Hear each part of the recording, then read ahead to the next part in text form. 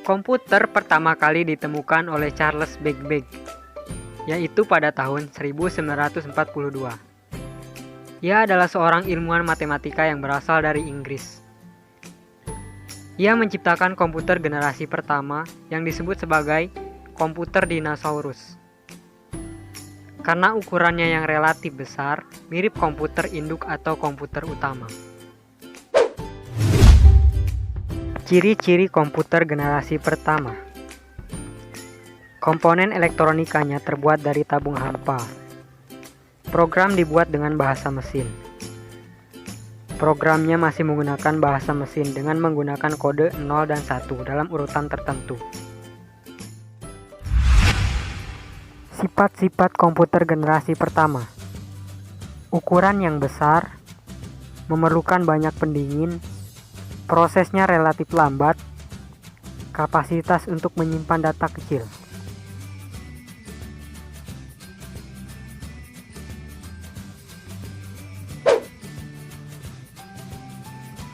Komputer generasi kedua. Pada generasi ini, ukuran komputer lebih kecil, yaitu kira-kira seukuran lemari saja.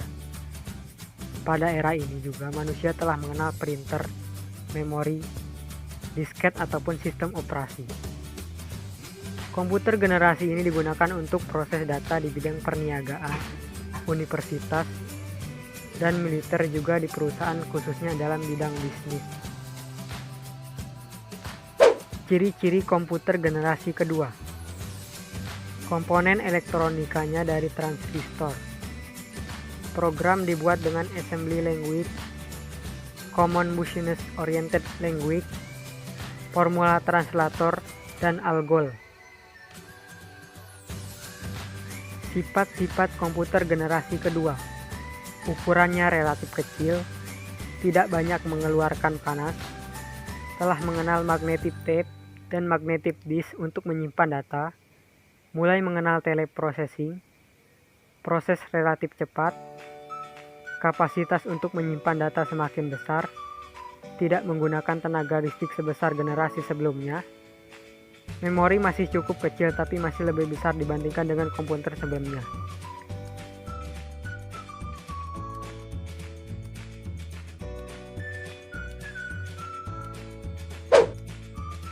Komputer generasi ketiga.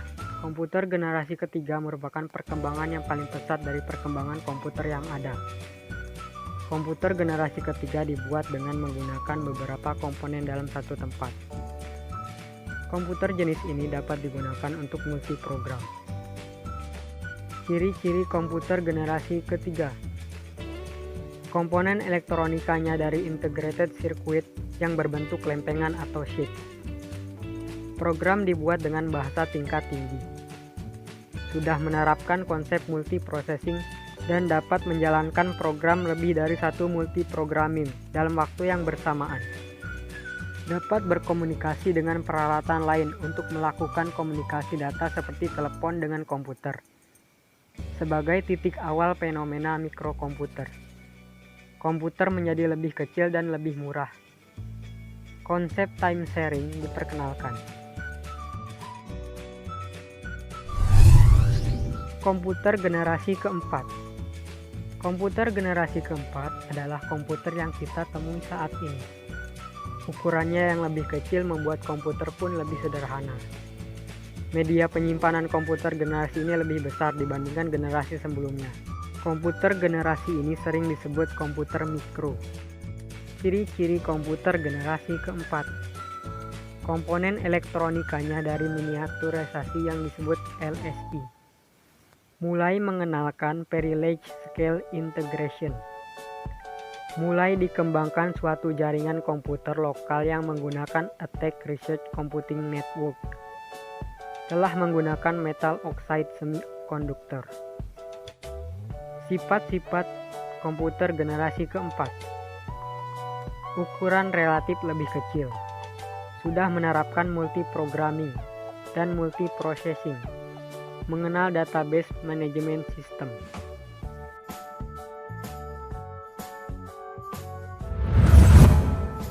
Komputer generasi kelima. Komputer generasi kelima memang belum terwujud, karena komputer generasi ini merupakan komputer impian masa depan. Rencana masa depan komputer generasi kelima adalah komputer yang telah memiliki artificial intelligence, sehingga komputer di masa depan dapat memberikan respon atas keinginan manusia.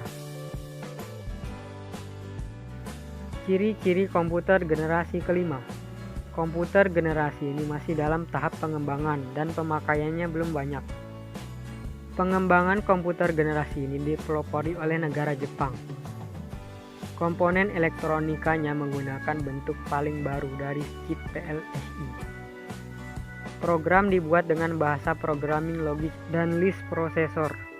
Komputer generasi kelima difokuskan kepada artificial intelligence atau kecerdasan buatan.